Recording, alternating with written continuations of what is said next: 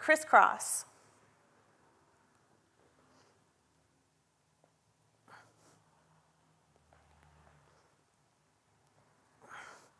So this exercise is probably one of the most difficult that you'll learn as you're getting started.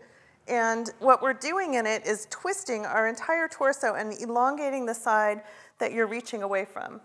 The word is that Joseph Pilates did not like teaching this exercise because people just sort of bent their elbows and flung their upper body around and nothing really happens in that case.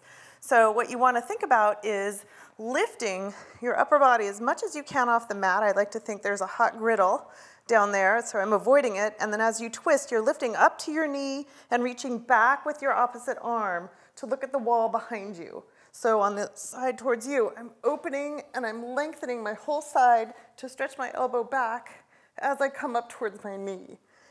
So there's plenty of variations on this exercise that are lots of fun, but you want to really be able to get the juice out of it first before you start adding stuff to it.